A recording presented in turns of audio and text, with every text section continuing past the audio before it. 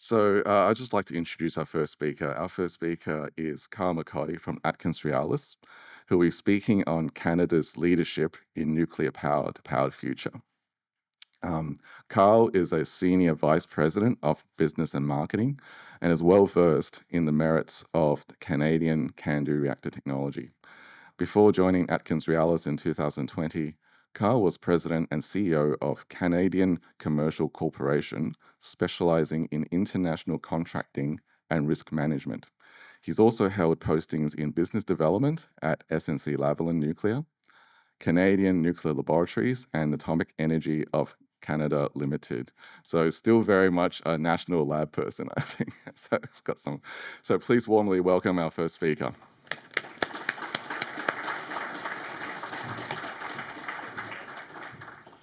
Well, thank you, ladies and gentlemen. Thank you, Mark. That was very kind, and thank you for not reading the rest of the bio. I appreciate that.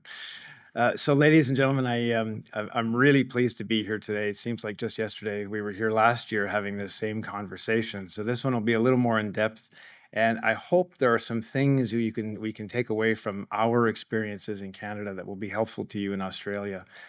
I'll say first and foremost, we did not do everything right. We still don't do everything right. We still make a lot of mistakes, but we are happy with our nuclear power industry. And we would love to share more of why we are happy with it, why we continue to invest, why we're doing more in the future. And hopefully we can touch on some of that today. So a little bit about the presentation this morning. I'll talk about kind of our pedigree, the background, where we've come from in nuclear. Our biggest province that's focused on nuclear is Ontario, in the center of the country. 18 reactors operating today and more on the way. And that's something I want to talk a little bit about. And then, of course, the next generation and where we're going with SMRs. So we'll finish with that. I know that's an important topic in every country thinking about nuclear power. And we're happy to say we are building right at this moment the very first, the next generation SMR in anywhere in the Western world. So it started, and we're happy to share those details with you today. So AtkinsRéalis, just a quick commercial, one slide, I promise. It's probably not a name you've heard before. This is the former SNC-Lavalin, also maybe not a name you've heard before. SNC was not all that present in Australia, but it's Canada's largest engineering firm, has been for 112 years, and a very important part of the clean energy transition in the country. As you can see from the slide, over a course of time, a number of acquisitions helped us change the nature of our business. So we sold our oil and gas businesses over the last few years, refocused the business on clean energy transition primarily, and that was the reason for the final name change or branding.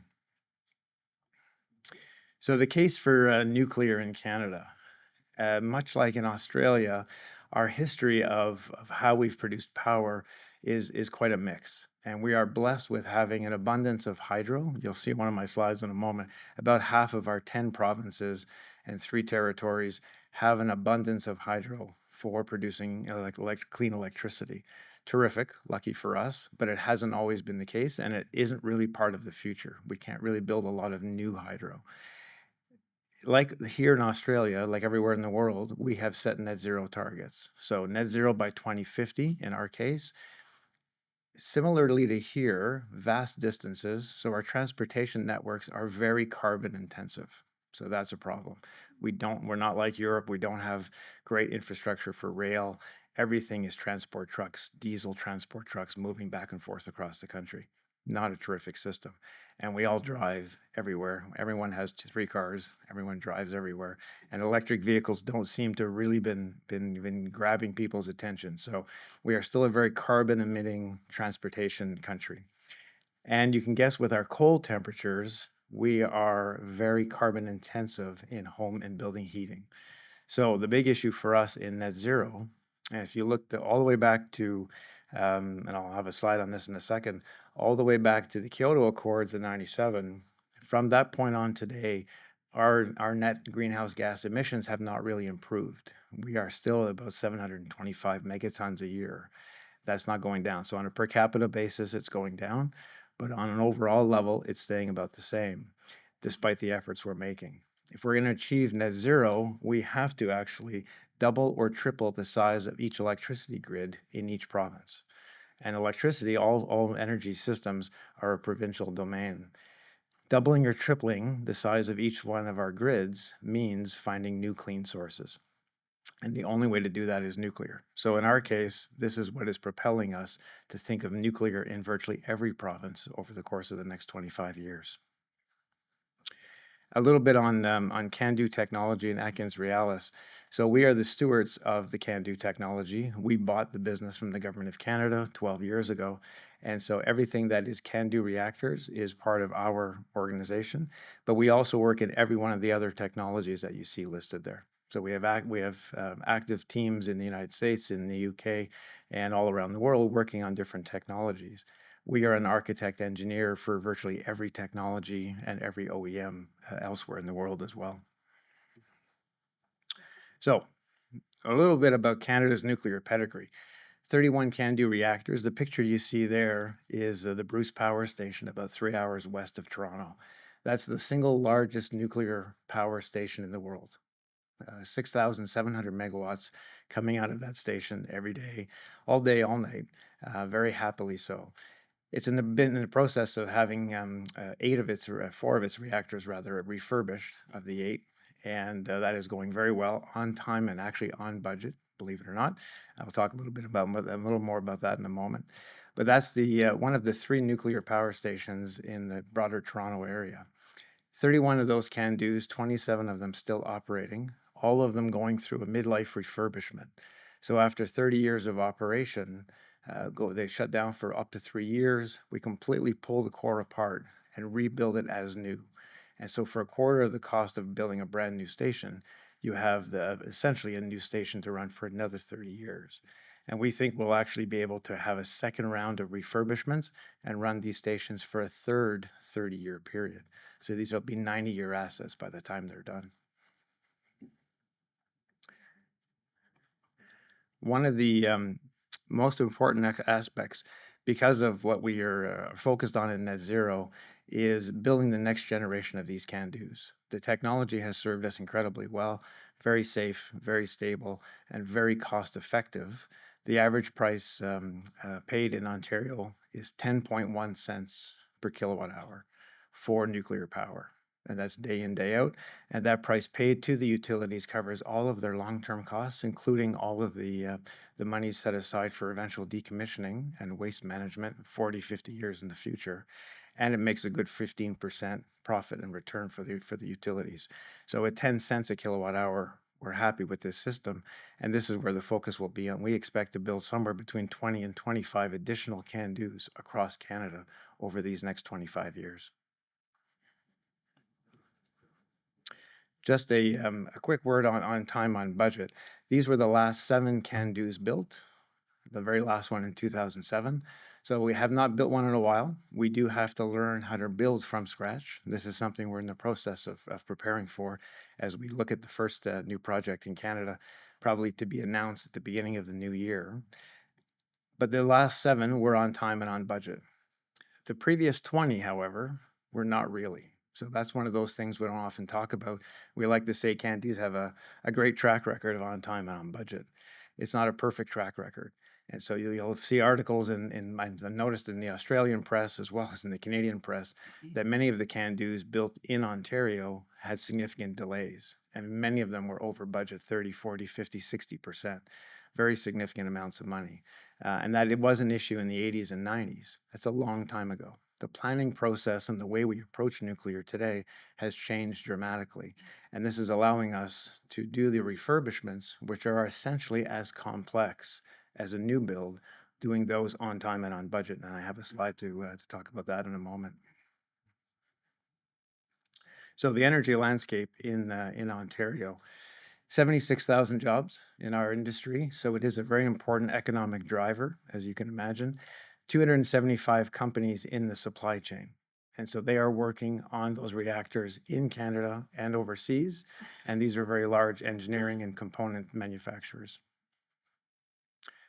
And certainly, of course, as with ANSTO here, The beauty we have of the CANDU reactors is they're excellent at producing vast, vast quantities of medical and industrial isotopes for all sorts of reasons and all sorts of purposes.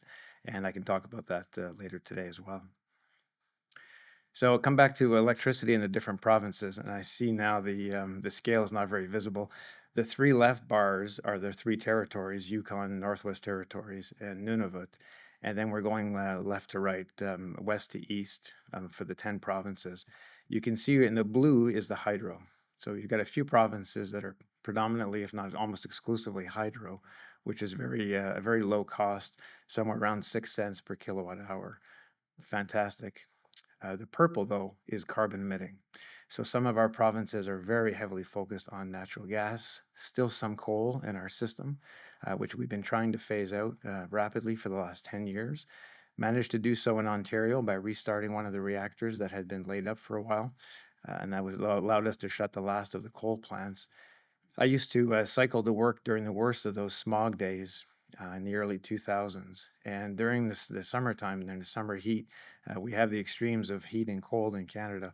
So in the summertime in July, it'll be plus 40 in most of our major cities. And those smog alerts would force people to stay indoors just because of the coal plants. It was absolutely intense.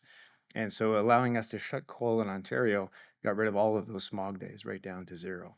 So that made a huge difference for us, and it helped the public discourse about nuclear and the value of nuclear and why it's something we have to continue to invest in. It wasn't just about jobs. It wasn't just about one industry wanting to do things, but it was about health.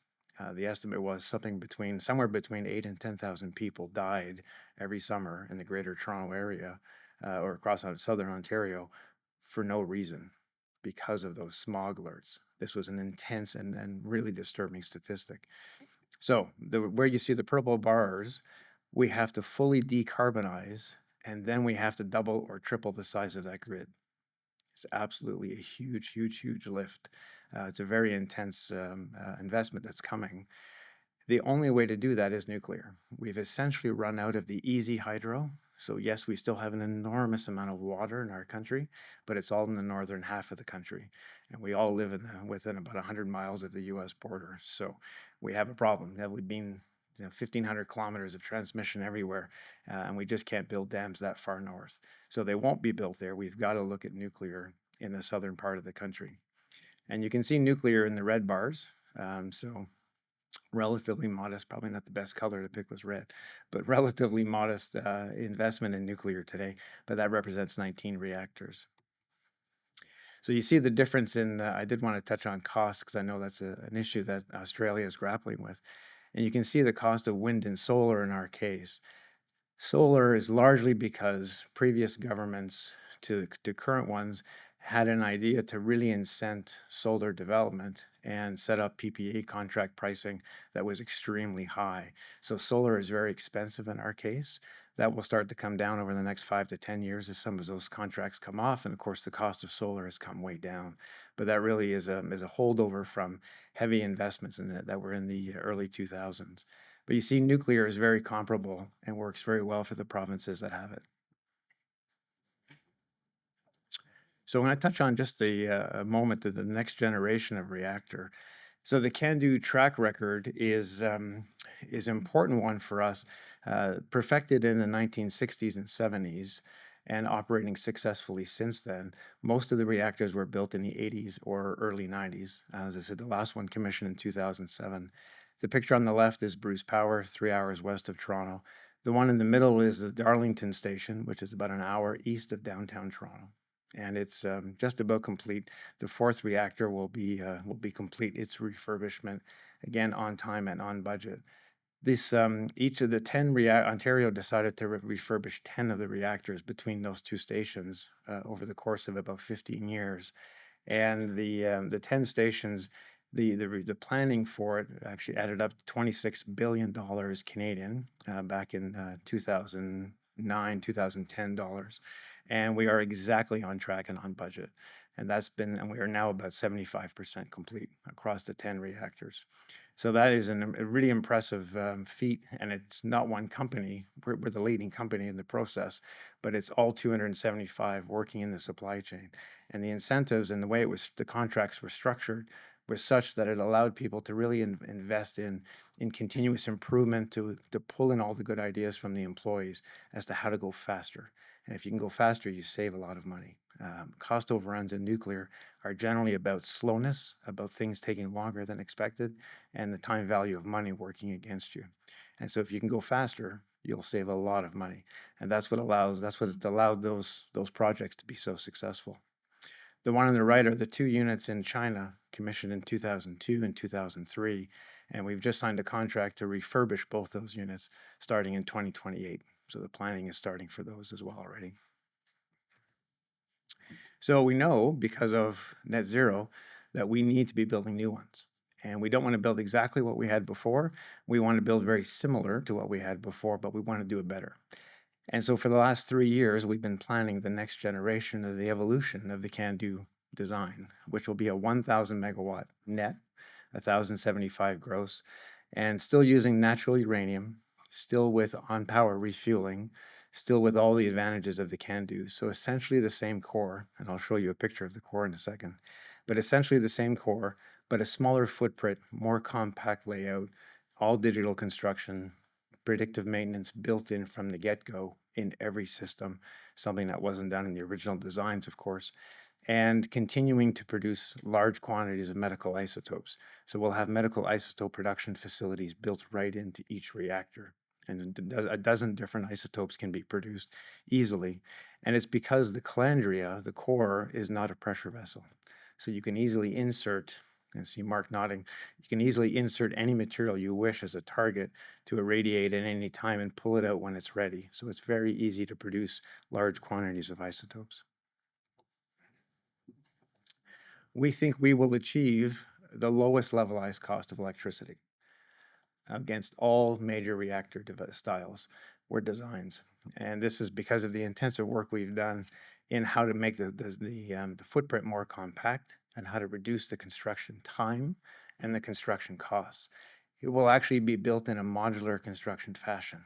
So what you see there in that picture, you can't quite tell from that structure, but everything that's inside the containment will be built simultaneously, concurrently, in a modular structure, and then dropped in from the opening at the top. So we think we'll be able to cut construction time from 7 years down to less than 5 by doing that. So we'll be done, the preliminary design is complete. We're just going through the final detailed design and licensing over the next year or two with the Canadian Nuclear Safety Commission. And we expect to actually be announcing the first new Monarch designs and projects by the first quarter next year. But don't tell anyone I said so. Best-in-class passive safety. So it's still a 3rd generation plus, so a Gen 3 plus design. So it's still water cooled. There's still lots of water. There's still lots of pumps. There's still lots of moving water around. It's not a 4th generation reactor. But for large reactors, this is still going to be the gold standard. This is what an AP1000 is. This is what an EPR in France is. This is what an APR 1400 in Korea or UAE would be, and so on and so forth. Very similar designs, what we call 72-hour walk-away safe. So you see that large, at the top of the dome, that large vessel of water allows you to keep the reactor cool with no human intervention for up to 72 hours. There's an incredible array of redundancy in all the backup systems that are meant to keep water going through the system at all times. 4th generation reactors, what we're going to see in SMRs, something very, very different. I'm happy to talk about that this afternoon, but this is the best-in-class design that we have for 3rd generation. And there you see the face of a CANDU reactor. So each of those circles is an end fitting, and it represents a pressure tube behind it. So a 6-meter long tube, pressure tube, and the fuel is actually placed in those pressure vessels. And that's how the reactor is run so efficiently. And it allows us to refuel on power. So the fueling machines actually connect up to the face of the reactor and push in fresh fuel while the reactor is running and pull out spent fuel at the other end. And so that's one of the great advantages is CANDUs can run, most importantly, for 3 years without stopping for maintenance, except for maintenance. So very, very efficient, and that's how we achieve those low costs. The winning reactor, if I can call it that, every year, the reactor that achieves the highest capacity factor is Unit 2 at Cernavoda in Romania, which was a CANDU built in the late 80s, early 90s, completed in the early 90s. And it actually achieves the highest capacity factor of any reactor of any type in the world, about 94 to 95% every year. I think we've talked enough about medical isotopes. Going to save a bit of time to talk about SMRs, but the economic impact is important as well. And this would, I think, would be the same case for Australia. CANDUs were designed in a way because we did not want to be beholden to any other technology provider. We didn't want to have to import components or goods and services. We wanted to be able to make them ourselves. So the reactor design was purposely designed to use natural uranium as a fuel. So like you, we have vast quantities of uranium to mine. We wanted fuel security and fuel independence. So the natural uranium, critically important. We could not, at the time the CANDUs were designed, build the large pressure vessels that would be in a light water reactor. Canadian industry still can't do it, actually. We don't have the facilities to build such large forgings. So we wanted to have something we could build ourselves. So the pressure tube design was born of that necessity, that we had to be able to do it ourselves.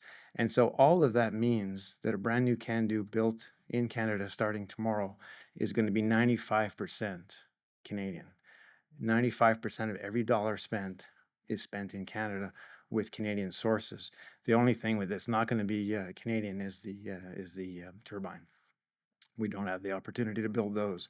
So everything else, and that's a really important part of the economic story, as new provinces in Canada look to nuclear, what they have to realize is how they're going to have to move the supply chain into those provinces so that the money stays as close to where it's being spent as possible. I think we've talked a little bit about that. I'm just going to finish up with the presentation will be is available, of course, for anyone that would like to get into the details.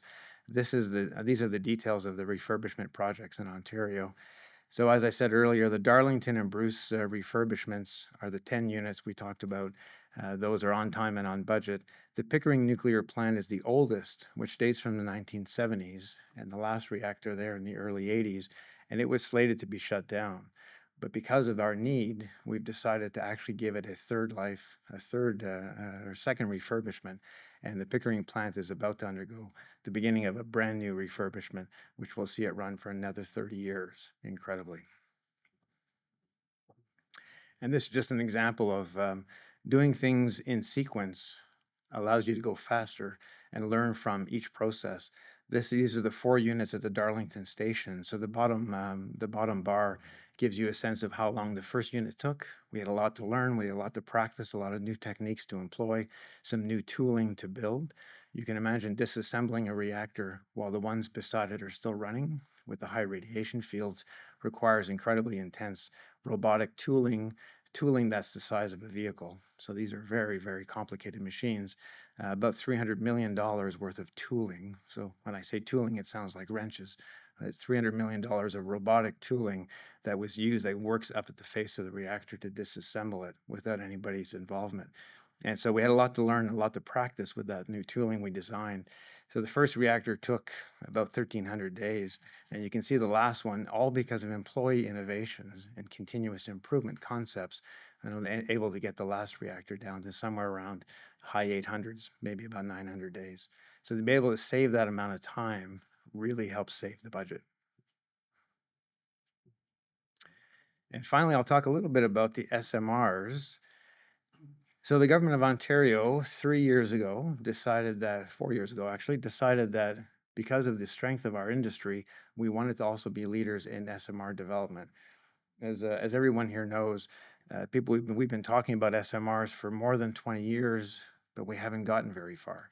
And so the real promise of SMRs are the 4th generation SMRs, advanced SMRs, where the coolant and the fuel are one. So molten salt reactors, pebble bed reactors, high gas temperature reactors, things that don't require water. And this is a really important advancement in nuclear technology, but we're not quite there yet. So there are no fourth generation SMRs even really in developmental stages at this point. They're still mostly on the drawing board.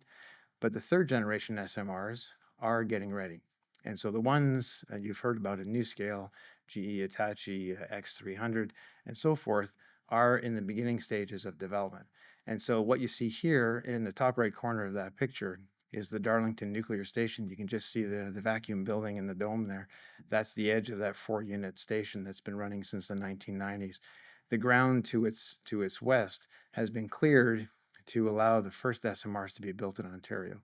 So the government of Ontario decided it was going to stimulate and force this issue and make it happen. So they mandated the Ontario Power Generation, our state-owned utility, to make it happen one way or another, and said, you will get an SMR running by 2030. We don't care what technology you choose, just make it happen so that the Canadian industry can keep investing in new technologies. So the one that was closest to being ready was the BWRX 300. Great name. Only an engineer can come up with an acronym like that. So boiling water, 10th iteration, 300 megawatts. And so this is what it will look like. And you can see it's a relatively small footprint, maybe about 2 soccer football pitches in size. And 300 megawatts, developed by GE Hitachi. They won the competition from OPG. As soon as they won, they came to us to help finish the design, because it was actually not finished. They wanted a preliminary design stage. And so we are the architect engineer to help them complete that design and get it licensed in Canada. And then we are working with Ontario Power Generation as their engineer of record to actually build the facility. So this is what it would look like inside. So as you can see, it's a very small reactor vessel. It's underground, but it's still full of water. So it's still a Gen 3 plus reactor design. It's just a shrunk down, small boiling water reactor with very integrated and modular safety systems. So meant to be cheaper and faster to build. And the build time, as you can imagine, with that previous picture, the ground has been cleared. That picture was from last summer. So we haven't actually started digging the hole yet. That process will start at the beginning of the new year, but it'll only take about 3.5 years to build. So this will be built much faster than a large conventional station. So we're excited to be part of that. I'll say, even though it's not really our IP, it's an imported American technology, but it's really important for the Canadian industry to continue to be pushing at the leading edge of this. And so we're excited to be building these SMRs. To achieve our net zero goals, we know we're going to have to build 20 to 25 large nuclear reactors.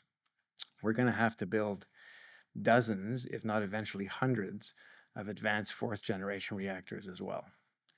We have an incredible and vast number of small communities, 2,000, 5,000, 10,000 people scattered all about the country in very remote communities that are on diesel generators today. Makes no sense. So we have to stop all of that, and small fourth generation micro modular reactors or mid-sized advanced reactors is what we're going to need. And so we're pushing really hard for our industry to get ready and to be involved in the development of all of these reactors types. And I will stop there. I hope that was very useful, and thank you very much.